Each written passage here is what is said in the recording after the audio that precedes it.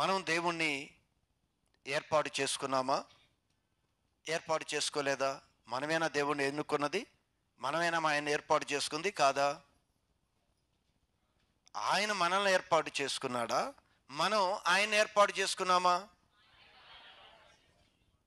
చూడండి, ఒకసారి బైబిల్ని చూద్దాం. యోహాను సువార్త 15వ అధ్యాయము 16వ వాక్య భాగము. మీరు నన్ను ఏర్పరచుకొనలేదు, నన్ను మీరు ఏర్పరచుకోలేదు. నేనేదో కనుగొన్నాను, నేనేదో ప్రభువుని కనుగొని ఆయన్ని నేనే గుర్తుపట్టి నేను ఏర్పాటు చేసుకున్నాను నాకు దేవుడిగా ఉండమని అని నువ్వు అనుకుంటున్నావేమో. నీవు ఆయనని ఏర్పాటు చేసుకోలేదు అనేది వాక్యం క్లియర్గా చెప్తున్నాడు. ఆ చివరి కిందకి వెళితే, నేను మిమ్ములను ఏర్పరచుకొని నియమించాను. ఈరోజు నా పిల్లలుగా నేను నియమించిన నేను మీ అందరినీ కూడా ఏర్పరచుకున్నది నేనే. మీరు నన్ను ఏర్పరచుకోలేదు. మీరు అనుకుంటున్నారు నేను దేవుణ్ణి, నాకు దేవుడిగా ఆయన ఉండాలని నేను ఏర్పాటు చేసుకున్నాను అని. కానీ దేవుడు అంటున్నాడు, మీరు నన్ను ఏర్పరచుకోలేదు, కానీ నేనే మిమ్మల్ని ఏర్పరచుకొని ఇలా నియమించాను అని చెప్తున్నాడు. జాగ్రత్తగా గమనించండి. దేవుడు మనల్ని ఏం చేశాడంట? ఏర్పాటు చేసుకున్నాడు. ఎప్పుడు ఏర్పాటు చేసుకున్నాడు ఆయన? మంచిగా మనకి వయసు వచ్చి, మంచి శారీరకమైన దారుఢ్యం ఉండి, మంచి ఉద్యోగం చేస్తూ, మంచి జ్ఞానం సంపాదించి, మంచి పలుకుబడి ఉండి, అన్ని విధాలుగా లోకములో మంచిగా వచ్చిన తర్వాత ఆయన ఒక్కొక్కరిని ఎంచుకుంటూ వచ్చాడా? ఆయన మీ అందరిని నేను ఏర్పరచుకున్నాను అంటున్నాడు. ఒక్కసారి ఆ మాటను మీరు ఆలోచించినప్పుడు ఆ దేవాతి దేవుడు ఏం మాట్లాడుతున్నాడో ఒకసారి మీరు గ్రహించండి. అయ్యా, ఈరోజు నన్ను మీరు ఏర్పరచుకున్నారు అనుకుంటున్నారేమో. కాదు, నేను మిమ్మల్ని ఏర్పాటు చేసుకున్నాను. ఏంటి? మన అందము, మన బలము, మన చదువు, మన జ్ఞానము, మన ఉద్యోగము చూసి ఒకవేళ ఆయన ఏర్పాటు చేసుకున్నారు అని మీరు అనుకుంటున్నారేమో. ఈరోజు లోకములో మనుషులు ఆ విధంగా ఏర్పాటు చేసుకుంటారు. కొంతమంది మనుషులు సెలెక్ట్ చేసుకునేటప్పుడు నాకు ఈ క్వాలిటీస్ కావాలి, నాకు ఇది కావాలి, ఎలా ఉంటే నాకు అవసరము అని మనుషులు ఆ విధమైన ఒక ఆలోచన కలిగి ఉంటారు. అందుకే దేవుడు ఒక సందర్భంలో దేవుడు మాట్లాడుతున్న ఒక విషయాన్ని మీకు తెలియచేస్తాను.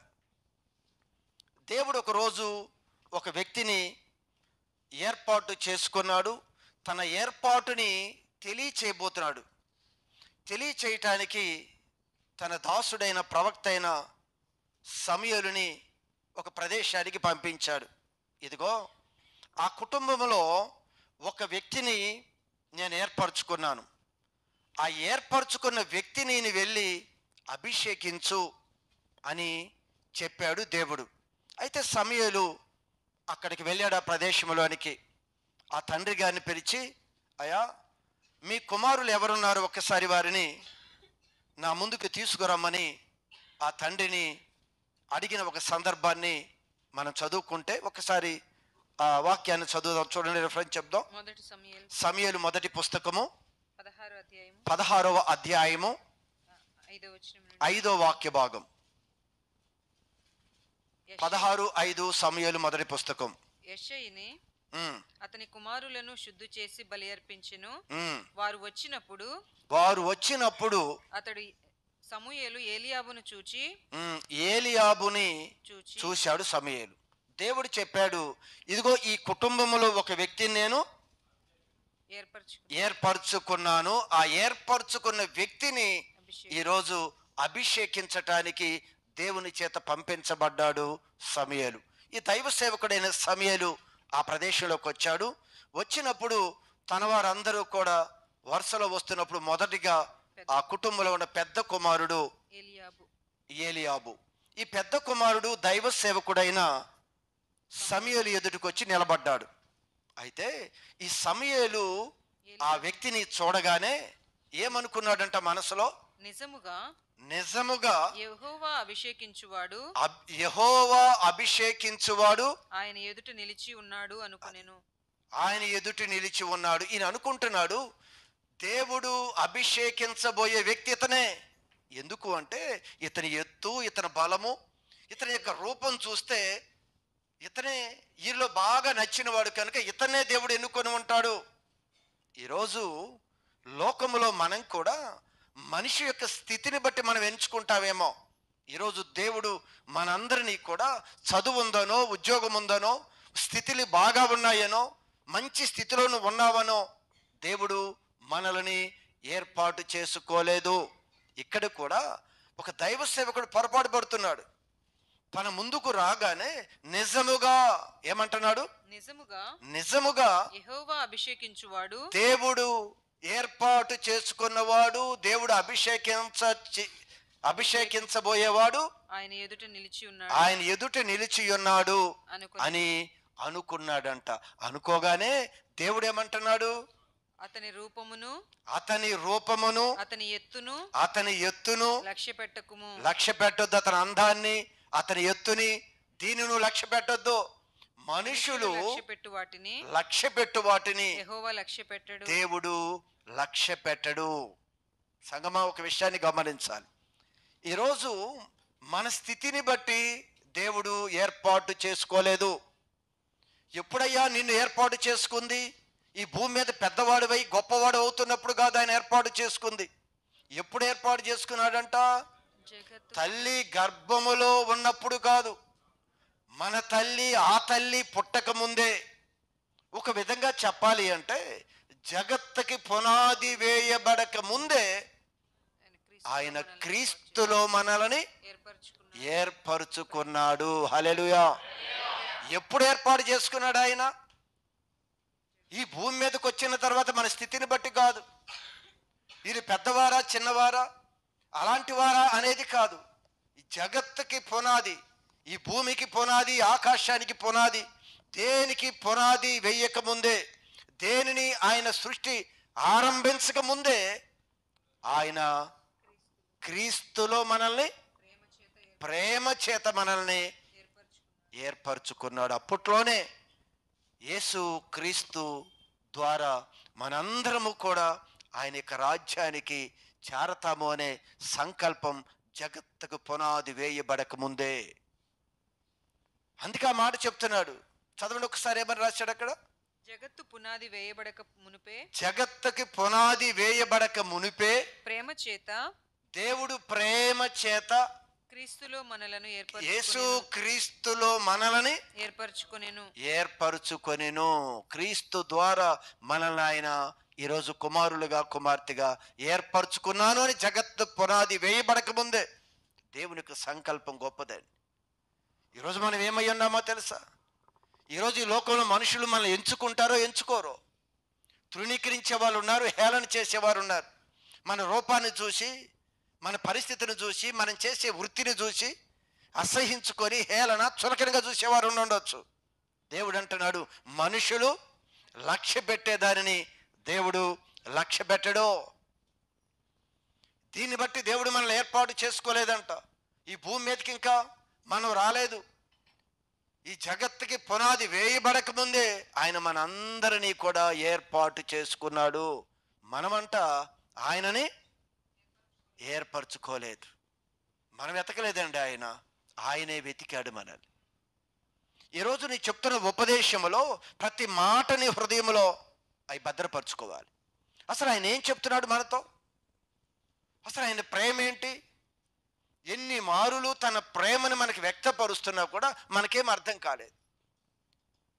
ఆయన గురించి ఎన్ని విషయాలు మనకు చెప్పినా కూడా ఈరోజు అర్థం కాలేదు. ఎటు వెళ్ళిపోతున్నామో, దేన్ని ఆశిస్తున్నామో, దేన్ని కోరుకుంటున్నామో అర్థం కాలేదు. చూడండి ఆయన ఏం చెప్తున్నాడు. ఎప్పుడో మనల్ని ఏర్పాటు చేసుకున్నాడంట. మనం ఇప్పుడు దేవుని పిల్లలం కదా. ఇప్పుడు మనం ఎవరు అమ్మా? ఆయన పిల్లలం. ఆయన ఏర్పాటు చేసుకుంది. భూమిని ఆకాశాన్ని సమస్త సృష్టిని నిర్మాణం చేసిన తండ్రి ఎన్నుకొని నిన్ను ఈ ప్రదేశానికి తీసుకొని వచ్చాడు. ఈ భూమి మీదకి తీసుకొచ్చిన వాడు ఆయనే. ఈరోజు నీకు బాధ వస్తే, ఈరోజు నీకు కష్టం వస్తే, నీకు అవసరత వస్తే అడగవలసింది ఆయన్ని. ఆయన ఎవరో నీకు అర్థం కాలేదే. ఆయన దూరస్తుడు కాదు. ఆయన ఎవరికి దూరస్తుడిగా ఉండేవాడు కాదు. అందరికీ ఆయన సమీపస్తుడైన దేవుడు.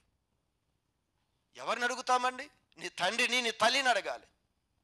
ఈరోజు ఈ భూమి మీద కుటుంబాలుగా మనం ఉంటున్నప్పుడు నీ పిల్లలకు ఒక అవసరత వస్తే, ఒక కాలేజీ ఫీజు అవసరమైతే, తినటానికి ఆహారం అవసరమైతే పక్కింటి వాళ్ళ దగ్గరికి వెళ్ళి నా ఫీజుకి డబ్బులు కావాలని అడిగితే నీ తండ్రి నీ తల్లి రోషం కలిగిన వారు కాదా? ఒప్పుకుంటారమ్మా? ఒప్పుకుంటారా?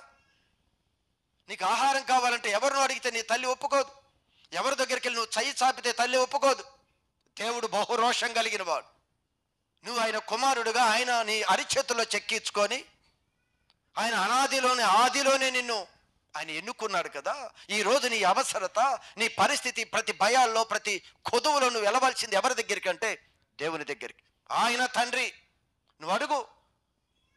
ఈరోజు చాలామంది తల్లిదండ్రులు అంట, నువ్వు నన్ను కన్నావు కదా, నువ్వు నాకు కన్నావు కదా, ఏంటి పరిస్థితి అని అడుగుతావు. అదే మాట దేవుణ్ణి అడిగిన, ప్రభా నువ్వు నన్ను కన్నావు కదా, నన్ను ఏర్పాటు చేసుకున్నావు కదా, ఏంది నా ఈ పరిస్థితి? అడుగు దేవుణ్ణి.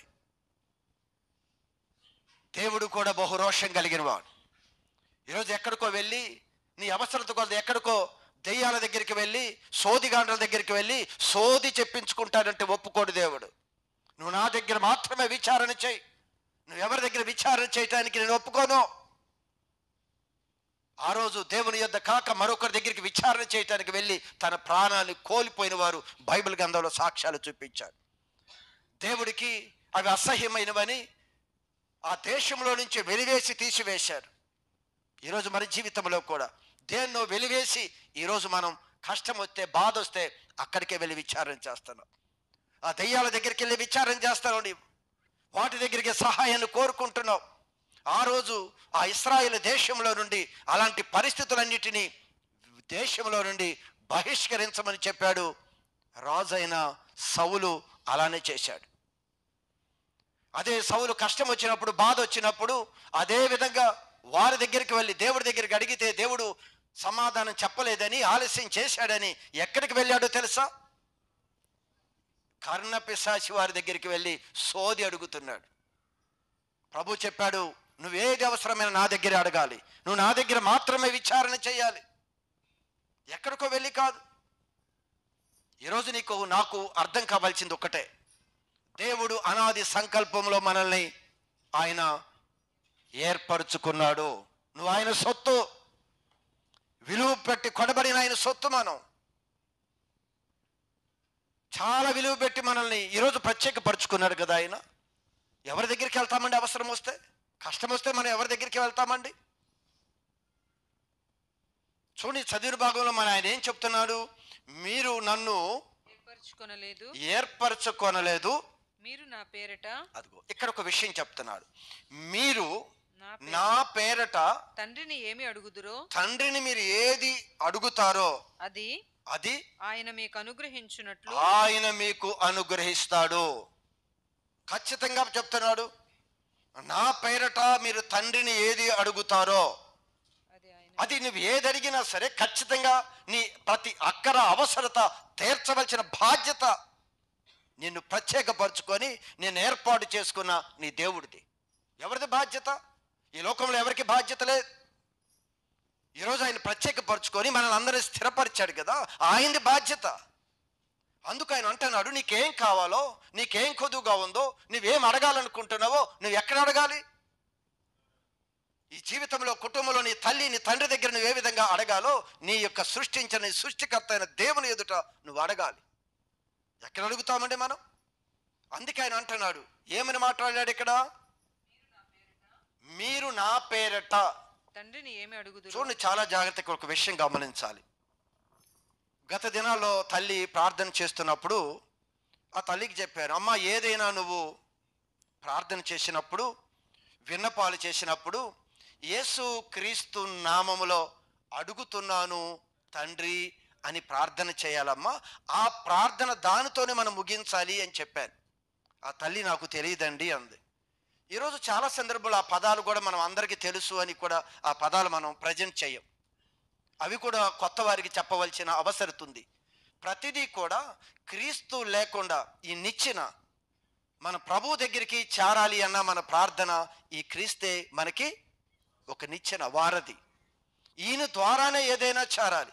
అందుకే ప్రతి ప్రార్థన యొక్క ముగింపులో కూడా, ప్రతి విజ్ఞాపన యొక్క ముగింపులో కూడా, ప్రతిదీ దేవుడి యొక్క విన్నపాలు చేసే ప్రతి ముగింపులో కూడా చేయవలసింది ఏమిటి అంటే, యేసు క్రీస్తు నామములోనే ఆయన యొద్దకి, క్రీస్తులో ప్రేమ చేత క్రీస్తులో మనల్ని ఏర్పరచుకున్నాడు ఆయన. ఇప్పుడు ఆయన ద్వారా తప్ప ఎట్టి పరిస్థితుల్లో కూడా ఏ మనిషి పరిపూర్ణుడు కాడు ఈ భూమి మీద.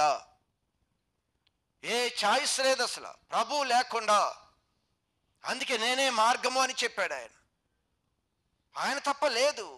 అందుకే ప్రతి దానిలో కూడా ఈ ప్రార్థన చేయాలి. అందుకే ఇక్కడ ఏమంటున్నాడు అంటే, మీరు ఏది నా పేరట మీరు తండ్రిని ఏది అడుగుదురో అది ఆయన మీకు అనుగ్రహించినట్లు అది ఆయన మీకు అనుగ్రహిస్తాడు.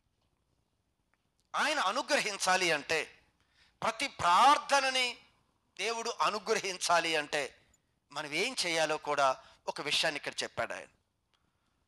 మీరు ఏది అడిగినా ఖచ్చితంగా ఆయనే ఇవ్వాలి. ఇంకొకరి దగ్గర అడిగితే మాత్రం ఆయన ఒప్పుకోడు. విషయం గమనించండి. నువ్వు ఆయన ముందే సాగిలపడు, ఆయన ముందే సహాయం అడుగు, ఆయనే ఓదారుస్తాడు, ఆయనే బలపరుస్తాడు. అంతే. నీకైనా నీ పిల్లలకైనా, నీ పిల్లలకు కూడా అయ్యా ప్రతిదీ నువ్వు దేవుని దగ్గర అడగాలి, ఈయన మనల్ని ఏర్పాటు చేసుకుంది, నువ్వు ఎక్కడ అడగకూడదయ్యా అని నీ పిల్లలకు నువ్వు నేర్పాలి కదా. నీవే ఈరోజు దేవుడి దగ్గర అడగటం మానేసి ఎక్కడో చేయి చాపుతున్నావు. నీ పిల్లలకి ఏమి నేర్పుతావు నువ్వు? నీ పిల్లలకి ఏమి నేర్పుతున్నావు మనం? అసలు మనమేమి నేర్చుకుంటున్నాం? మన పిల్లలకి ఏమి నేర్పుతావు? ప్రభు చెప్పాడు, ఇదిగో వారు నీ మార్గంలో ఉండగా నీతో పొనుకున్నప్పుడు, నీ మార్గంలో నడిచేటప్పుడు నువ్వు దేని గురించి చెప్పనని చెప్పాడు? నేను ఏర్పాటు చేసుకున్న దేవుని గురించి చెప్పమని చెప్పాడు. దేవుడు అనాదిలోనే మనల్ని ఏర్పరుచుకున్నాడు అని, ఆయన సమస్త విషయాలు పోషించేవాడు, ఆయన సంరక్షించేవాడు, సమస్తము ఆయన అని దేవుడి మీద ఆధారపడే విధంగా వారిని నేర్పాలి కదా. మనమే ఈరోజు ఆయన మీద ఆధారపడటలేదు.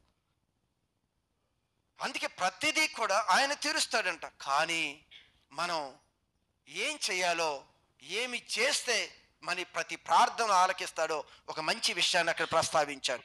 ఏం చెప్తున్నాడు? మీరు వెళ్ళి ఫలించుటకును. మరలా కంటిన్యూ చేద్దాం పైనుంచి.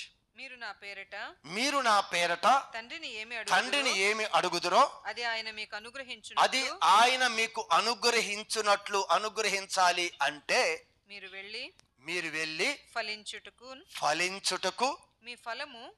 మీరు ఫలము నిలిచి ఉండుటకు నేను మిమ్మల్ని ఏర్పరచుకొని నియమించాను. దేనికంట? మీరు ఫలించాలి.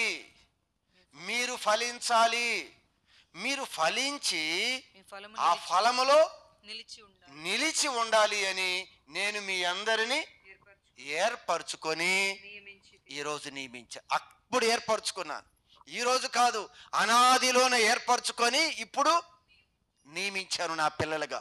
ఈ లోకంలో నా పిల్లలుగా ప్రత్యేకపరిచి చూపిస్తున్నారు లోకానికి. ఇదిగో నా కుమార్తె, ఇదిగో నా కుమారుడు అని ఈరోజు లోకానికి ప్రత్యేకంగా నేను చూపిస్తున్నాను.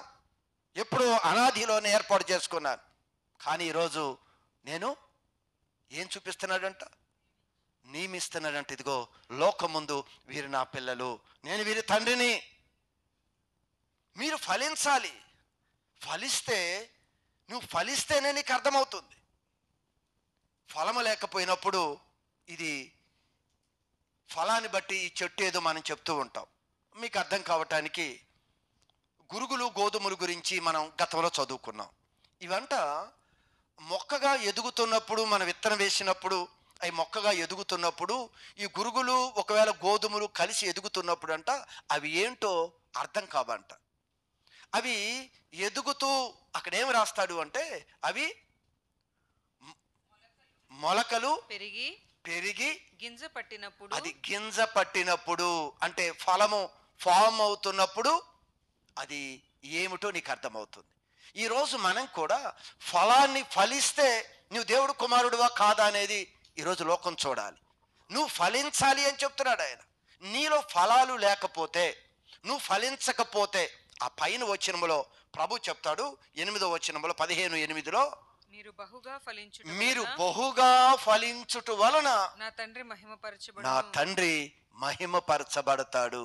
మామూలుగా నువ్వు ఎంత ఫలిస్తావో, నీ ఫలాలుని ఎంత ఎక్కువగా నీ ఫలాలు చూపిస్తావో అంతగా నీ యొక్క దేవుడు తండ్రి మహిమపరచబడతాడు. ఎప్పుడైతే ఆయన మహిమపరచబడతాడో ఆ మహిమలో నుండి, మహిమ ఐశ్వర్యంలో నుండి సమస్త ప్రతి అవసరతలు తీర్చబడతాయి. ఇది జరగాలి, ఇది ప్రాసెస్. నువ్వు ఎక్కడికో వెళితే ఎవరో చేతులు పెడితే జరిగిద్దని కాదు. వాక్యానికి వేరుగా మనం ఎప్పుడు కూడా వాక్యాన్ని దిగి ముందుకు కొనసాగకూడదు. వాక్యం చాలా క్లియర్గా చెప్తుంది. ఈరోజు లోకంలో ఎక్కడికో వెళితే ఏదో జరుగుతాయి అంటే అవన్నీ తాత్కాలికమైన. దెయ్యం దగ్గరికి వెళ్ళినా జరుగుతున్నాయి. దెయ్యం కూడా నీకు సోది చెప్పిద్ది.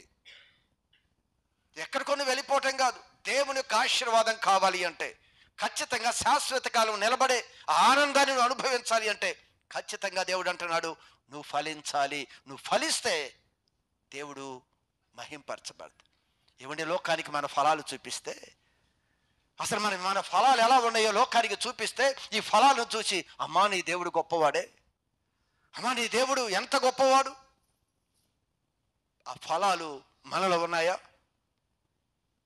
మనం ఏ విధంగా ఫలిస్తున్నా ఒకసారి ఆలోచించండి. నీవు ఫలించకుండా నువ్వు ఏ ప్రార్థన చేసినా, ఏ అవసరతలు అడిగినా కూడా దేవుని యొద్ద నుంచి రాదు. నువ్వు నిజంగా దేవుని యొక్క కృపలో, దేవుని యొక్క అనాది సంకల్పంలో ఏర్పరచబడుకున్న వ్యక్తిని నువ్వు గ్రహిస్తే ఖచ్చితంగా ఫలాలు మనలో ప్రారంభం అవ్వాలి.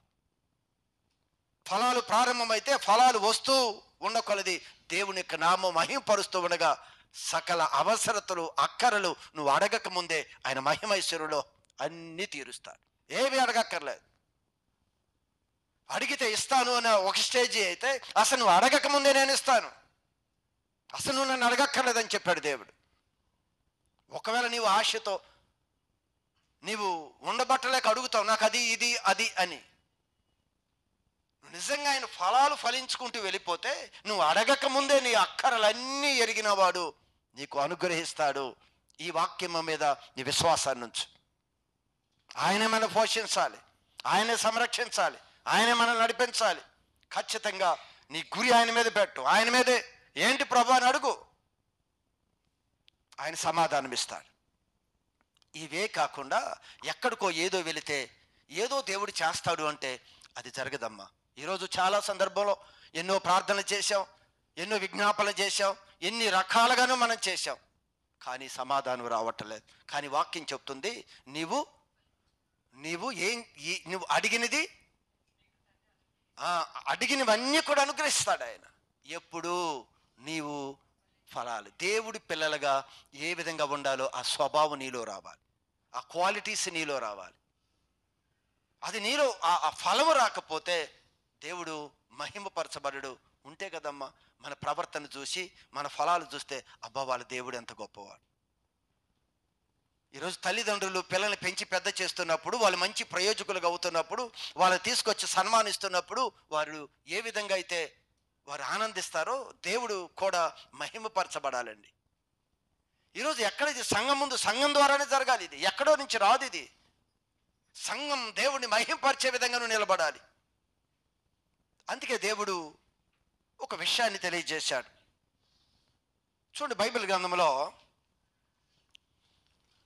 లోకాసు వార్త, యెషయా గ్రంథం చూద్దాం. ముందు యెషయా గ్రంథం 5వ అధ్యాయం తీయండి. యెషయా గ్రంథము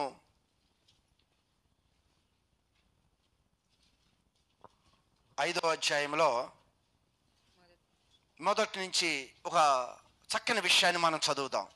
ఈరోజు మనం చదివిన భాగంలో, మీరు బహుగా ఫలిస్తే తండ్రి మహిమపరచబడతాడు.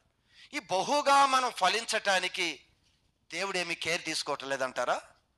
నీ అంతటి నువ్వే ఫలించు అని వదిలివేశాడంటారా? నువ్వు అనొచ్చు, నేను ఫలించటానికి నాకు ఎలానో చేత కాలేదు, అసలు ఎలా ఫలించాలి? అసలు ఫలించడానికి దేవుడు ఏమైనా కేర్ తీసుకున్నాడంటే ఖచ్చితంగా మన పిల్లలు మంచి ప్రయోజకులుగా, మంచి సత్ప్రవర్తన కలిగిన వారిగా ఉండటానికి తల్లిదండ్రులు ఖచ్చితంగా ప్రయాసపడతారు. అలాంటిది దేవుడు మనం ఏర్పాటు చేసుకున్నప్పుడు దేవుడు కేర్ తీసుకోడా? ఖచ్చితంగా ఆయన బాధ్యత తీసుకుంటాడు. ఎంత బాధ్యత తీసుకుంటాడో, మనం ఫలించాలని, బహుగా ఫలించాలి అని దేవుడు ఎంత బాధ్యత తీసుకుంటాడో తెలుసా? చదవండి యెషయా గ్రంథంలో ఒకసారి ఆ మాటని జ్ఞాపకం చేసుకుందాం. సత్తువ భూమి గల కొండ మీద, సత్తువ భూమి భూమి కలిగిన కొండ మీద. సత్తువ అంటే జీవం, జీవము కలిగిన సంఘం, సత్తువ కలిగిన భూమి. ఈరోజు క్రైస్తవ సంఘాలన్నిటిలో కూడా జీవము కలిగిన సంఘాలు ఇవి. ప్రతి సంఘంలో కూడా జీవం ఉంది, జీవము కలిగిన దేవుడు ఉన్నాడు. సత్తు ఉంది, జీవం ఉంది, నిర్జీవమైంది కాదు సంఘం. అందుకే ఇక్కడ అంటున్నాడు, ఆ రోజు జీవము కలిగిన అని పదం వాడితే ఈ రోజు వాడుతున్నాడు దేవుడు సత్తువా. ఆ భూమిలో, నేలలో ఏముందంట? సత్తు ఉంది. అంటే ఏంటి సత్తు అంటే? సారం ఉంది. నువ్వు ఏదేసినా బహుగా ఫలించటానికి సారమున్న మట్టి. దేవుడు దాని గురించి ప్రస్తావిస్తూ ఉన్నాడు. ఈరోజు మనం కూడా సారం లేని దగ్గర నిలబెట్టలేదు ఆయన, జీవము కలిగిన స్థలంలో నిలబెట్టాడు ఆయన. నువ్వు బ్రతకటానికి, అనేక మందిని బ్రతికించగలిగే స్థితిలో నిలబెట్టాడు ఆయన.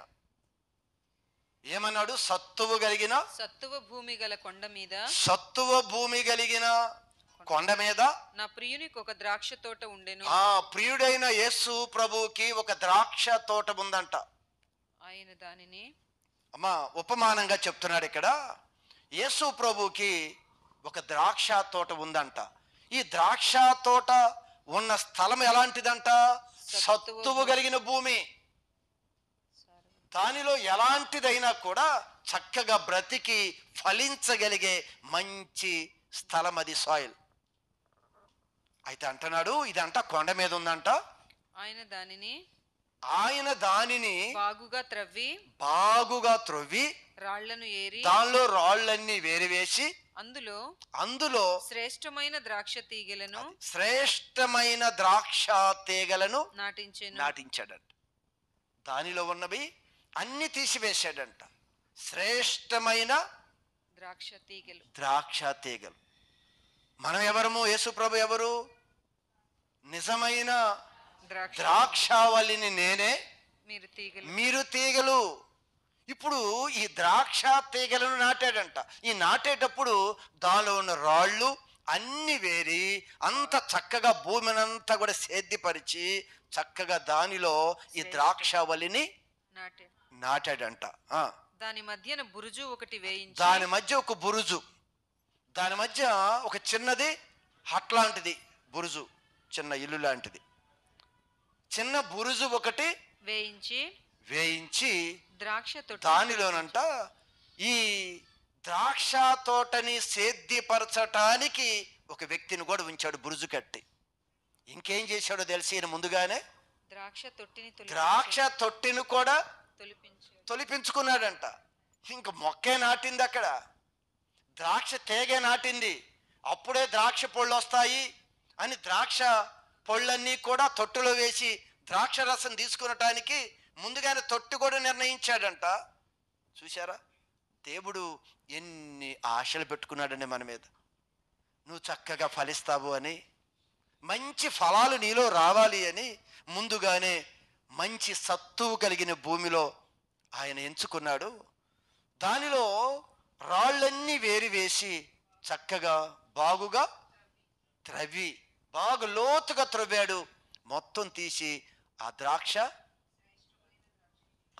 శ్రేష్టమైన ద్రాక్ష తీగలను నాటాడంట. బురుజు కట్టాడు. అయ్యా దీన్ని సేద్యపరచు. ఈరోజు సేవకుని నియమించాడు, నువ్వు సేద్యపరచు. ఇవి మంచి ఫలాలు వచ్చే విధంగా చక్కని నీరు పోయి, చక్కగా నువ్వు కేర్ తీసుకో, చక్కగా నువ్వు బాధ్యత తీసుకోమని సేవకుడికి ఒక బాధ్యత అప్పగించాడు. అక్కడ ఒక బురుజు కట్టి, ఈ ద్రాక్ష తోటలో ఒక బురుజు కట్టి దానితో పాటు ద్రాక్ష తొట్టి కూడా.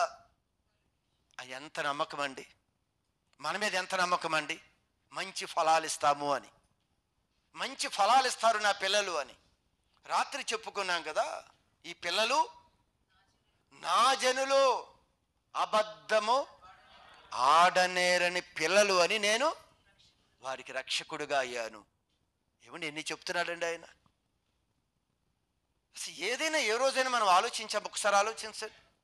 ఆయన ఇంత పెట్టుకున్నాడు మన మీద ప్రేమ, అసలు ఇన్ని చెప్తున్నాడే, అబ్బా మీరు ప్రత్యేకింపబడిన వారు, నేను మిమ్మల్ని ఏర్పాటు చేసుకున్నాను, అనాదిలోనే మీ పట్ల ఒక ప్రత్యేకమైన ఉద్దేశం నాకుంది, ఈరోజు మీరు ఫలించి లోకానికి ఫలాలు చూపించాలి కదా, లోకమంతా దేవుని మహింపరిచే విధంగా నువ్వు లోకానికి చూపించాలి కదా.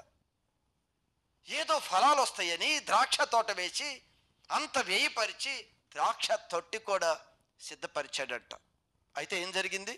ద్రాక్ష పండ్లు ఫలింపవలెనని, ద్రాక్ష పళ్ళు ఫలింపవలెనని ఎదురు చూచుచుండెను. ఎదురు చూస్తామనంట. ఫలాలు వస్తాయి, పెరుగుతుంది కదా, చిన్నవారు కదా, ఈ మధ్య కదా మందిరానికి వచ్చింది, తెలుసుకుంటున్నారు, వాక్యం వింటున్నారు, ఫలిస్తారు కదా. ఈ రోజు కాకపోతే రేపు ఫలిస్తారు, ఈ రోజు కాకపోతే రేపు అయినా మంచి గుణాలు, మంచి సుగుణాలు, మంచి ఫలాలు మా పిల్లల్లో వస్తాయని దేవుడు ఎదురు చూస్తూ ఉన్నాడు. నెలలు గడుస్తున్నాయి, సంవత్సరాలు గడుస్తున్నాయి, ఎదురు చూస్తూ ఉన్నాడు. ఆ ఫలాలు వచ్చే సమయం కొరకు ప్రభు ఎదురు చూస్తూ ఉన్నాడు. చూడండి ఎలా రాశాడు అక్కడ, ఏం చెప్తున్నాడు ప్రభు? ద్రాక్ష పండ్లు ఫలింపవలెనని ద్రాక్ష పండులు ఫలింపవలెనని ఎదురు చూచుచుండెను.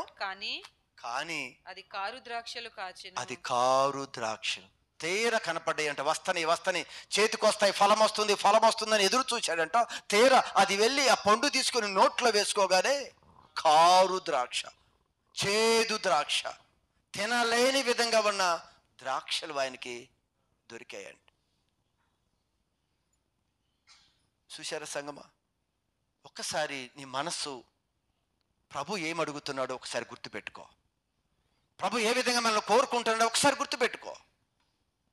ఏదో నామక ఒక క్రైస్తత్వానికి వచ్చి వెళ్ళిపోవటం కాదు మనం. అసలు మనం ఎవరు ఇది అర్థం కాకే ఈ లోకంలో ఎప్పుడు కూడా ఒంటరిగా, అనాదిగా, ఏమీ లేనివాడిగానే మనం ఉంటున్నాం. అసలు ఏ స్థితి, మన స్థితి అర్థం కాక భయం, ఆందోళన. అసలు మనం ఏమై ఉన్నాం? మనం ఎన్నుకున్నది ఎవరు? మనం ఏర్పాటు చేసుకున్నది ఎవరు? మనకు అర్థం కావట్లేదు. ఆయన ఎదురు చూశాడంట. తీరా వస్తాయి అనుకున్నాడంట. అది చిన్న గింజలాగా చిన్న మొక్క అయిందో, కాయ అయిందో, పండు అవుతూ ఉంది, ఫలము రేపు వచ్చేస్తుంది చేతికి అని ఆశతో వెళ్ళి ఒక ఫలాన్ని తీసి నోట్లో వేసుకోగానే ఏమైందంట?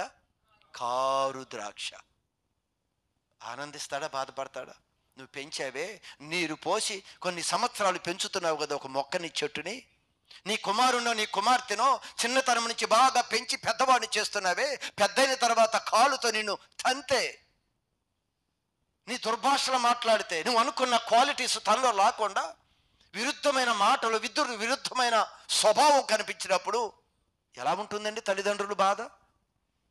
దేవునికి బాధ కాదా? దేవుడు దుఃఖపడడా? దేవుడు ఆశ కలిగి లేడా మన మీద? ఏం ఫలాలు ఇస్తాము మనమని ఎదురు చూస్తున్నాడంట ఆయన.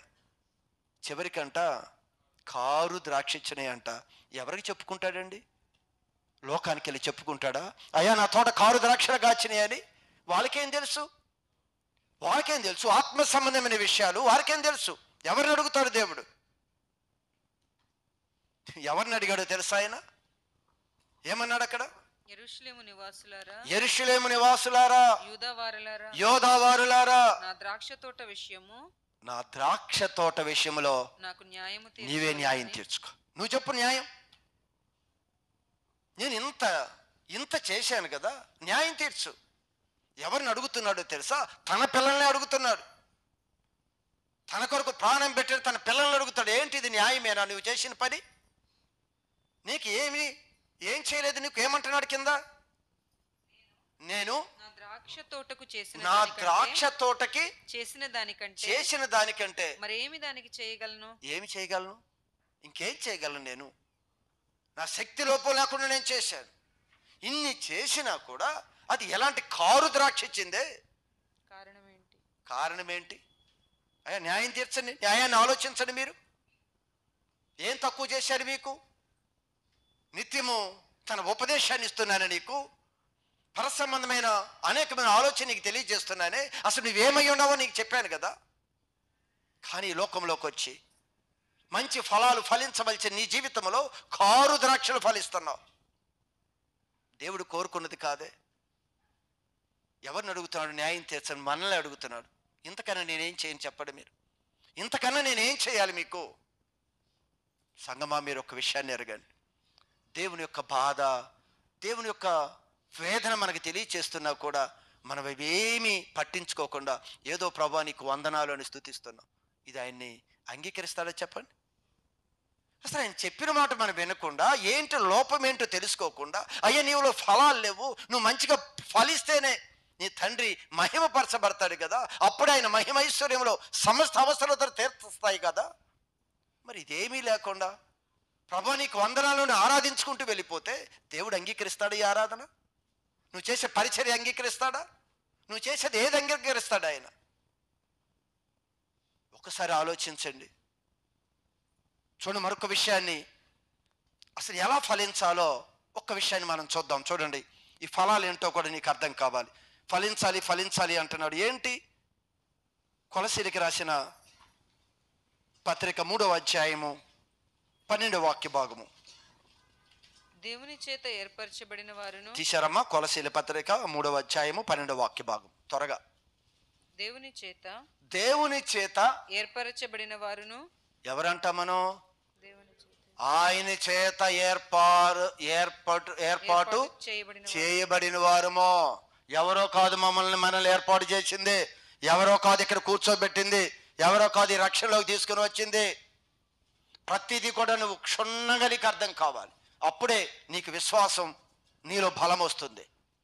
నువ్వు ఎప్పుడైతే నువ్వేమై ఉన్నావో అర్థమవుతుందో, అసలు ఏది మనం జయించలేదు, ఏది మన ముందు నిలబడదండి.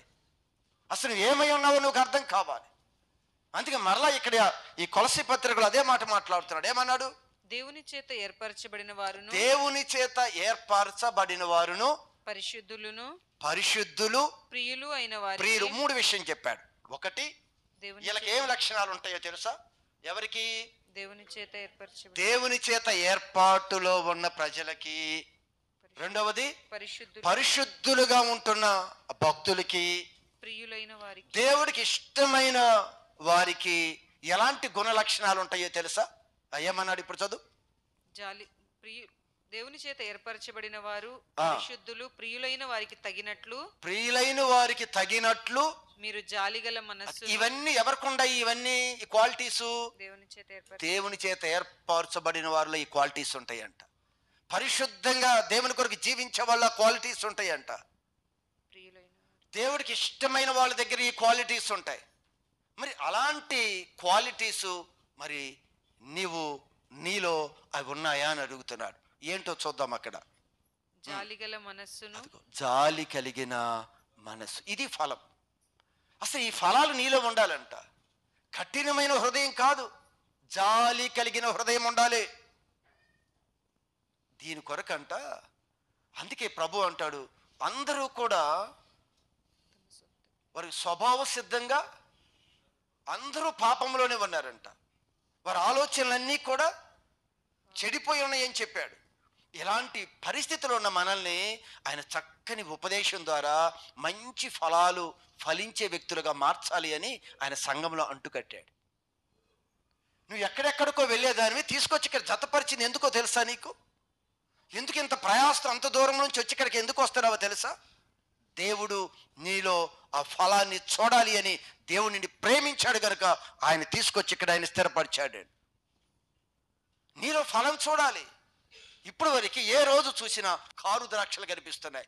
ఎన్ని మంచి ఫలాలు చూడాలి అనుకుంటే మనలో అంత చెడే కనిపిస్తుంది. మాట, ఆలోచన, తలంపు అన్నీ కూడా చెడిపోయి ఉన్నాయి. ప్రభు బాధపడుతున్నాడు. వీళ్ళ నా పిల్లలు, ఈయనేనా నేను, నా పిల్లలని చెప్పుకునే పిల్లలు వీళ్ళేనా? ఏమండి బాధ కాదా? ఒకసారి నువ్వు ఆలోచించండి. మీరు ఎన్ని చెప్తున్నా ఆ మాటలు మన హృదయంలోకి వెళ్ళకూడదు, విడిచిపెట్టే విధంగా ఉండకూడదు. ఆయన చెప్తున్నాడు ఏముండాలంట? జాలి కలిగిన మనస్సు, దయాళత్వము, వినయము, సాత్వికము, దీర్ఘశాంతము ధరించుకొనుడి. ఈ ధరించుకోవాలంటే ఈ ఫలాలు, ఇంకా ఆత్మ ఫలాలు గురించి తర్వాత మీరు చదువుకోండి. ఆత్మ ఫలాలు ఏమనగా, ఆ ఫలాలు మనలో ఏముండాలి అంటే అక్కడ ఎన్ని ఆత్మ ఫలాలు రాశాడు? 9 రాశాడు. మరలా మీరు తర్వాత చదువుకోండి. అంటే ఈ ఫలాలు మనలో ఉండాలి అంట. అందుకే అమ్మ నీలో ఓర్పేది, దోషణకి ప్రతి దోషణ చెయ్యొద్దు అని చెప్పాడు కదా. దోషణకు ప్రతి దోషణైనను కీడుకు ప్రతి కీడు అయినను చేయక దీవించుడి. వచ్చిందా? ఫలం వచ్చిందా? కీడు చేశాడు, మాట వాస్తవమే. నువ్వు దీవించాలి, కీడు చేయొద్దు. వాళ్ళు బాగుండాలి అని కోరుకో. ఖచ్చితంగా దేవుడు ఈ సుగణం నీలో రావాలి, ఈ ఫలం నీలో రావాలి. ఇది ఖచ్చితంగా దేవుని యొక్క ప్రియులైతే, దేవుడి చేత ఏర్పాటు చేసిన వాళ్ళైతే, దేవుడికి ఇష్టలైన వారికి ఖచ్చితంగా దేవుని యొక్క లక్షణాలు ఇవి, దేవుని యొక్క స్వభావం ఇది. ఆయన పిల్లలుగా మనలో కూడా అదే స్వభావం ఉండాలి అని దేవుడు కోరుకుంటున్నాడు. బహుగా ఫలించాలి. ఫలిస్తున్నావు. ఎంత ఫలిస్తున్నావు? ఆయన అంటాడు, మీరు ఫలించాలి, మీ ఫలములు నిలిచి ఉండాలి. ఈరోజు ప్రేమించి రేపు ద్వేషించడం కాదు. మీరు ఫలించారు. అమ్మ, నేను ప్రేమించానండి, నేను సహాయం చేశానండి, ఏదో మనం చెప్పుకుంటూ వెళ్ళిపోతాం. మనం అన్నీ ఈ విషయాలని మాట్లాడుతున్నప్పుడు ఆయన ఏమంటున్నాడు? అది ఫలములో నిలిచి ఉండాలి. మీరు ఈరోజు చేస్తే కుదరదు ఇది. అసలు ఇవన్నీ ఏదేదో. అందుకే మనం ప్రభు చెప్తాడు, నీ నీతి క్రియలు నువ్వు చేసేవన్నీ కూడా మురికి గుడ్డతో సమానం అని చెప్తాడు. నువ్వు చేసే పనులు కాదు, నిజ జీవితంలో నీ స్వభావం మార్చబడాలి. నువ్వేదో వెళ్ళిపోయి వస్త్రదానం చేస్తే కాదు, నువ్వేదో ఆర్భాటంగా చేసేవి కాదు. నిజంగా నీ హృదయం మార్పు చెందాలి. నీలో ఆ జాలి కలిగిన హృదయం నీలో రావాలి, కనికరం కలిగిన హృదయం నీలో రావాలి, ఆ పశ్చాత్తాపం నీలో రావాలి, క్షమించే గుణం నీలో రావాలి, ఓర్చుకునేది. ఏం చేస్తాను? మన తోటి సహోదరి సహోదరులు అంటే భరించే మనసుందా? ఓర్చుకునే మనసుందా? ఫలాలు లేని వారిగా ఉన్నాం. ఎదుటివారి తప్పులు చూపించడం కాదు. అందుకే దేవుడు అంటాడు, ఎదుటివాడి కనులో ఉంది, నడుసే నీలో దూలముంది చూసుకో అన్నాడు. ఏ స్వభావంతో మనం వెళుతున్నాం? ప్రతిదీ కూడా ఒక చిన్న చూపించుకొని దాని గురించి ఈరోజు మన దిగజారిపోయే స్థితి. నేను నా స్టేటస్ ఇది అని చూపిస్తున్నావు సమాజానికి. ఏంది నీ స్టేటస్? గర్వమా? అహంకారమా? అపవిత్రమైన మాటలా? ఏంటి మన స్టేటస్? ఈరోజు సమాజంలో మన స్టేటస్ ఏం చూపిస్తున్నావు? అందరి ముందు దేవుడు ప్రత్యేకంగా తీసుకొని వచ్చాడు కదా. ఆయన అంటున్నాడు, నువ్వు దయ కలిగిన వాడిగా ఉండాలి, కనికరం కలిగిన వాడిగా ఉండాలి, ఓర్చుకునేవాడిగా ఉండాలి, సహాయం చేసేవాడిగా ఉండాలి, తప్పు అయితే వెళ్ళి క్షమాపణ అడిగేవాడిగా ఉండాలి. లేదే మనలో? తగ్గించుకునే మనసు లేదే, ఓర్చుకునే మనసు లేదే, తప్పుని తప్పుగా ఒప్పుకొని క్షమాపణ అడిగే మనసు కూడా మనలో లేదు. ఏం ఫలించామండి? వారాలు, నెలలు, సంవత్సరాలు అయిపోయాయే, దేవుడి సన్నిధిలో ఎదుగుతున్నామే, ఏమొచ్చాయి మనలో ఫలాలు? ఒకసారి ఆలోచించండి. దోషణకి ప్రతి దోషణ చేస్తున్నామా లేదా? కీడుకి ప్రతి కీడు. ఆయన కీడు చేసిన నువ్వు ప్రతి కీడు చేయొద్దు, వాడు దూషించిన నువ్వు దూషించొద్దు, నువ్వు దీవించు. చక్కగా దేవుడు తను మార్చాలని చేయి. ప్రభా, వారు కూడా ఫలించాలయ్యా, మేము ఫలించిన విధంగా తనలో కూడా ఫలం నేను చూడాలి, ఆ ప్రేమను చూడాలి. ఆ పాపంలో వారు బంధించబడ్డారేమో, వాళ్ళ పాపం నుంచి విడిపించాయా. వారు బలహీనులే కదా ప్రభా, ఆ బలహీనత నుంచి విడిపించు అని బలవంతుడు నీ వారి కొరకు ప్రార్థన చేయాలి. కానీ వారిని తృణీకరించే స్వభావం నీలో ఉండకూడదు, అసహించుకునే స్వభావం ఉండకూడదు, చులకనగా మాట్లాడే స్వభావం ఉండకూడదు. ఈ ఫలాలు లేక మనలో దేవుడు అంటున్నాడు, నేను ఇంత శ్రమ పడ్డానే, ఇంతకన్నా నేను సంఘం కొరకు ఏం చేస్తాను? సంఘం కొరకు రక్తం కార్చాను, ప్రాణం పెట్టాను. ఈరోజు చక్కని నా ఉపదేశాన్ని అందిస్తున్నా కూడా వారిలో ఏ ఫలము రావటలేదు. కారు ద్రాక్షలు కాస్తున్నాయి. ఇంకా బూతు మాటలే, ఇంకా అపవిత్రమైన మాటలే, ఇంకా మాట్లాడకూడని మాటలే, చూడకూడని దృశ్యాలే ఎన్నో నిండిపోయి ఉన్నాం. దేవుడు సంతోషిస్తున్నాడా? చూడండి ఏమని చెప్పాడు. ఇంకా ఎవడైనను తనకు హాని చేసెను అని ఒకడు అనుకొని ఎడల, ఎవడైనా తనకి హాని చేస్తున్నారు అని అనుకొని ఎడల, ఒకరినొకడు సహించుచు, ఒకరినొకడు సహించుకొనుచు, ఒకరినొకడు క్షమించుడి, ఒకరిని ఒకడు క్షమించండి. ప్రభు మిమ్మును క్షమించినలాగున క్షమించుడి. ప్రభు మిమ్మల్ని ఎలా క్షమిస్తున్నాడో అలాగే మీరు క్షమించుడి. అమ్మా, అలాగుననే మీరు క్షమించండి. మళ్ళా చదవండి. ఎవడైనాను తనకు హాని చేశానని, ఎవడైనా నీకు హాని చేశాడు అన్న విషయం ఈ రోజు కాకపోతే రేపైనా తెలుస్తుంది. ఎవరో నీ మీద నిందించారు అని, నీదో ఎవరో అబద్ధ సాక్ష్యం చెప్తున్నారని, ఏదో తప్పు చేస్తున్నారని, నీకు కీడు నష్టం కలిగిస్తున్నారని నీకు తెలిసినప్పుడు నువ్వేం చేయాలి? దోషణకి కీడుకి ప్రతి కీడా, దోషణకి ప్రతి దోషణ. అది లోకంలో ఉన్నప్పుడు. ఇప్పుడు మనం ఫలించాలి కదా, చక్కగా నువ్వేంటో చూపించాలి కదా. లోకం నిన్ను చూసి అబ్బో వాళ్ళ దేవుడు ఎంత గొప్పవాడండి చూపించారా లేదా?